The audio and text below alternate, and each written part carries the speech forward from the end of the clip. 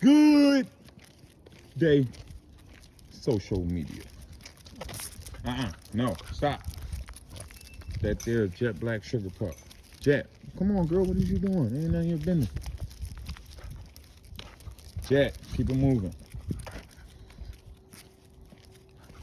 And I know I was just saying to myself, like, even before I started this video, I was talking to myself. I'm like, man, it ain't like I just been into a bunch of negative shit all my life. You know what I mean? I got a bunch of positive shit I could talk about. But you know, that ain't always at the front of my mind or something, I guess. I don't know. But I had a whole lot of positive shit. I actually had a great childhood, man. I was able to be a kid, you know, the most of my life. You know, it wasn't like my mama smoked rocks or no shit like that. You know what I mean? Like, I was bad because I wanted to be. Like, my stepfather was getting high, but he took care of home. You know what I mean? I can remember one time he like tricked off my money. My mom had told me, he was real upset about that shit, and he just pulled me to the side and he was like, Tone, I'm going, I know your mom told you I fucked up that money. She shouldn't have told you that. He like, but I promise, by the time your birthday get here, it was like 2 days or later, he's like, I'll have it all. And sure as shit stinks, he did. You know what I mean? He always kept a good job. Even though he hit the penitentiary, he's a 9-time felon. Somehow he always kept a good job. Rest in peace, Big Johnny. My stepfather. I learned more from my stepfather than I did my actual dad, even though my dad was always a part of my life. So, you know, I'm not knocking him. I love him to death. But my stepfather played a major role, too. We recently just lost him. He just passed away, like, a couple months ago. You know what I mean? Was it a month ago? Maybe 2, something like that. But, anywho, it's what I'm gonna say now. It's some bullshit. But so at this time, I didn't have no car. You know, I ain't had no car. I think I'm probably about 17, 18, probably 18, somewhere up in there. I don't know. I can't remember. 18, 19. Yeah, I'm about 18, 19 years old. I ain't had no whip. You know what I mean? I was probably flipping a quarter ounce of work back then. 8-ball. I couldn't get off an 8-ball. Now I can remember when I couldn't get off an 8-ball for shit. But anyway, I always had enough to get another 8-ball, but I couldn't grow. Remember that shit? It was hard time back then. But anywho, that's back when I was, you know, doing the illegal bullshit. But anywho, I'm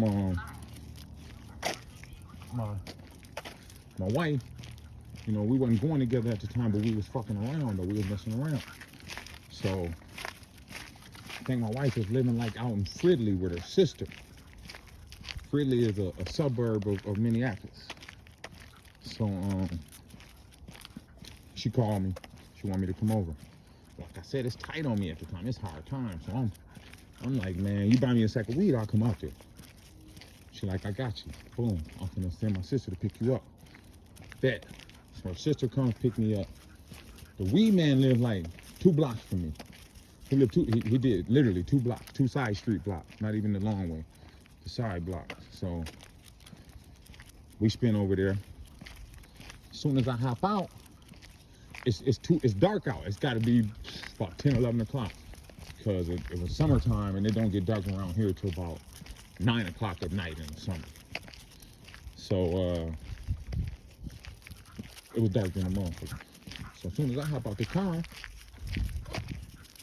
I'm gonna walk up the little, you know how the sidewalk right there, and then it's like 3 little steps to get into the yard. And then, what's up, bro? Come on. It's like 3 little steps to get into the yard. So I started to go up the steps. I'm probably on the 2nd step. And across the street, they're like, hey, yo. Come fuck with us. We got that bomb. You know what I mean? We got that bomb. This back when everybody was calling good weed chronic. We got that chronic. So I recognize the smaller guy as the weed man's son. That's his son. You know what I mean? So I was gonna go over there. I recognized the other guy as somebody from my neighborhood. He actually lived Not this block, but the block over. He used to live right over there. So he was like fresh out the joint, probably had been out the joint about a year or something.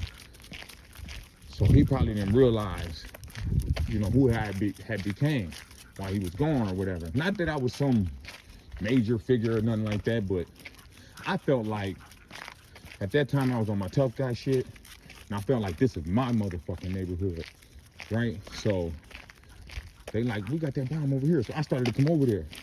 The little one, he like, nah, never mind, I'm just bullshitting. The other one, like, you know, I could see him trying to shush him, like, you know, Charles, shush you. He like, nah, we got it, come over here, homie, we got it. Boom, so instantly I'm pissed off. I done took a mental note. He called himself, he gonna stick me up in my neighborhood. So I took a mental note right then and there, and I just went on in the weed house. But on the inside, I'm furious. I am irate. I can't believe this nigga think he finna stick me around here. You know what I mean? Like, what? Nah, dude, you got me fucked up. You lucky I even let you be around this motherfucker. You know what I mean? That's how I felt. Even though I didn't have a lock on the hood like that, that's how I felt, though. You feel me? So he like, so boom, I just take a mental note. Make a long story longer. You know, I go in the weed house, get my weed, boom. Go out to my wife's crib. She was really just, you know, a chick I was messing with at that time. And I just leave it alone for the time being. So maybe a week later, but I said to myself, I'm fucking him up. He got me fucked up. He must don't know. So about a week later, I come in the weed house. He in there getting his hair braided. So I don't say nothing. I just turn around and leave. I don't buy no weed, nothing. Boom, I turn around. I run back to the crib, get my strap. I come back. He not there no more. I made the mistake of asking, what happened to such and such? You know, I said, fuck it, his name is Clarence. I don't give a fuck what he gonna do. So, I'm like, where Clarence at? Boom, they like, oh, he gone. Ooh, all right. Boom, stop on my little weed, I leave. But they must have peeped game, right? Now, the little dude that was out there, me and him is really cool. We cool to this day. You know what I mean? His name is Max. Me and Lil Max, we cool to this day. You know what I mean? Like, we always been cool.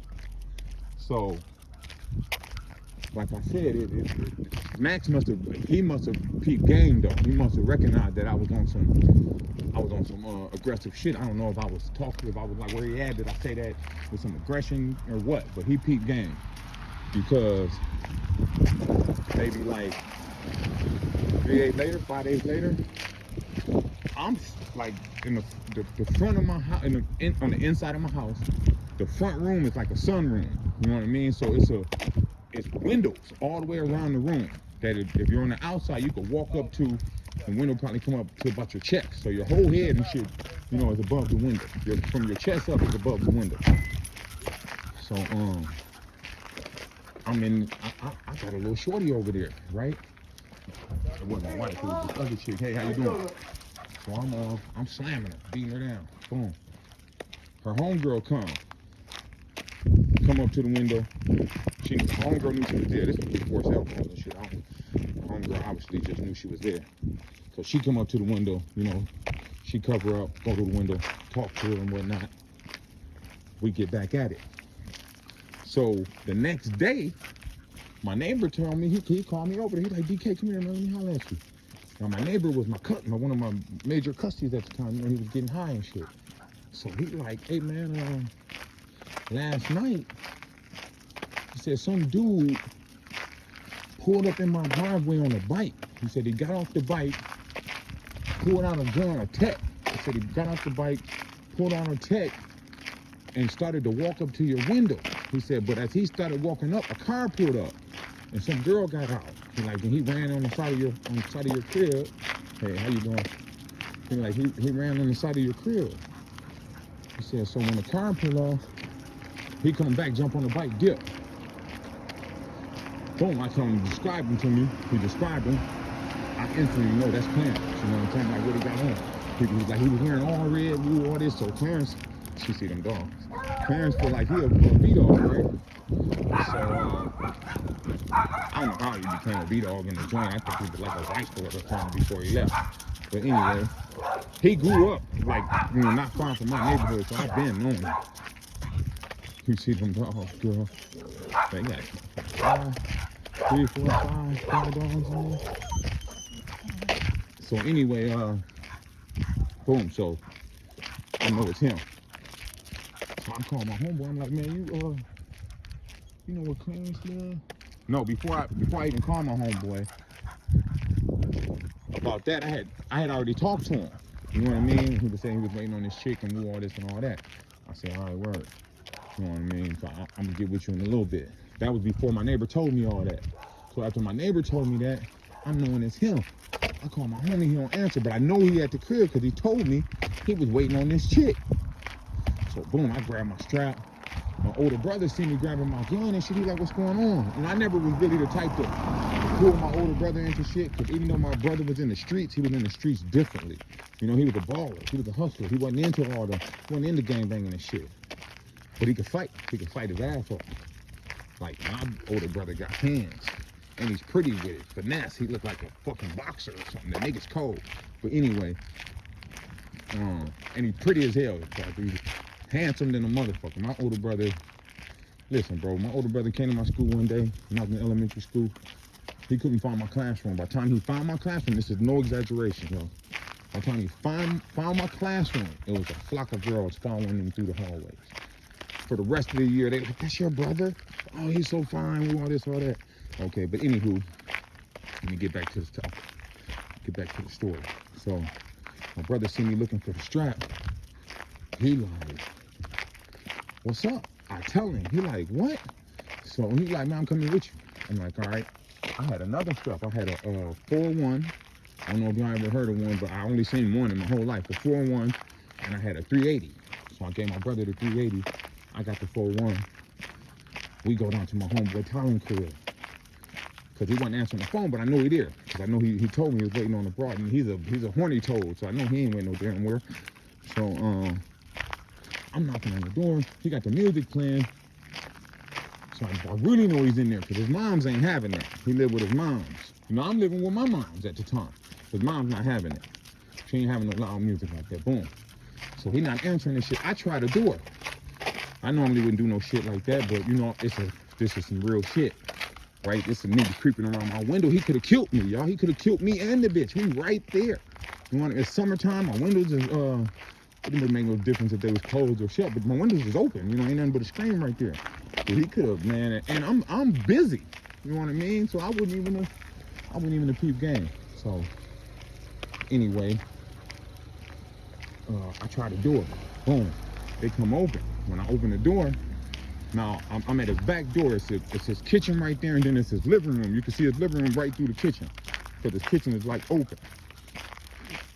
He's slamming a thickie right there on the floor. She's giving it up. He wearing her ass out. She thick than a motherfucker. High yellow, thick as hell. Even I'm just thinking, like, you young. I'm such a horny toad. I probably got excited, even though I had all that going on, because he was beating her down. He was beating her down. She loud than a motherfucker, giving it up. Boom. So she see me off, and he see me. Boom. He jump up. What's up, homie? Ooh, I tell him what's up. So he tell the girl, man, I'll be back. You know what I mean? He know where Clarence live. I know he know where Clarence live. I already knew that, because he had told me that before, because I had told him, you know, the situation. He had told me before, I know where he lived. So I'm like, I wasn't gonna bring it to his crib like that.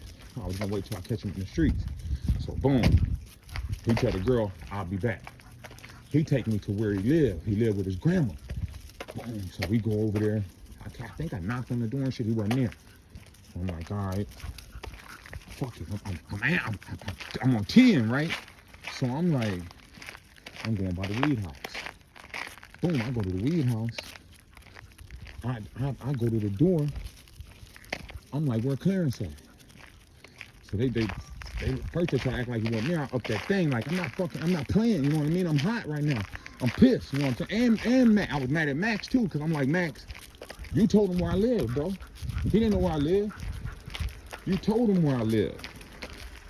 You know what I mean? But Max wasn't there. Come on, girl.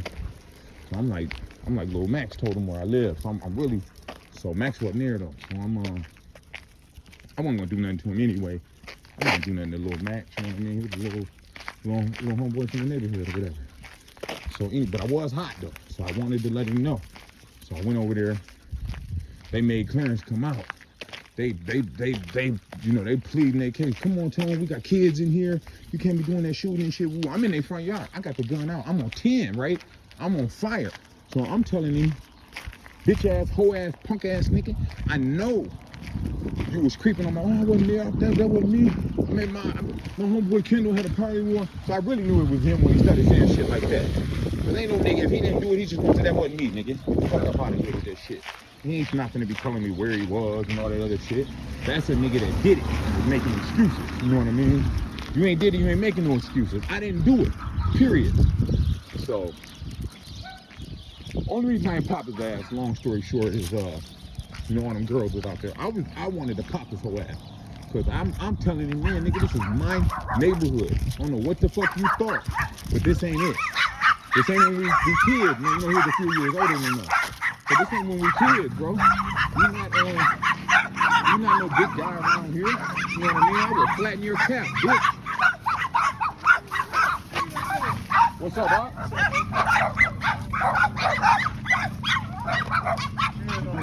Delivering Ken out. Ken, what up? What's up, family? Oh, Ken, Dastry. Oh, what up, Ken? How you doing, bro? Come on, chill out. Tell him from CNN tone, nigga, only real tone. I'm like, what tone? I'm not the only real tone. What you mean? But anyway, so in the end, what I told him was, listen, you better hope don't nothing happen to my crib by anybody. Because if something happened, I'm going to think you did it. That's what I'm going to think. And I'm going to come see you. And I left. And that was the end of that. I never heard from him again. I started not even seeing his ass, even though I knew he was still in the neighborhood. But he was from around there. But I stopped seeing him and shit. I was going to put a hole in his ass, man. Real talk. Because he could have got me. I was going to put a hole in his ass. He could have got me. I was slipping. But that chick I was with, that when he crept on me, that was one of my, that was one of my favorites back then. We used to get it in. We got it in for a long time, man. A bunch of years, we was getting it in. A bunch of years. She's whack as hell now. Oh my God, she's fat. She don't look nothing like the chick I used to mess with. Nothing at all. I still remember the first time I slammed her. I remember she had on some long johns. She was like a little embarrassed when she took her pants down. She like, don't, these long johns, dude. Like, it's okay, baby, this is Minnesota.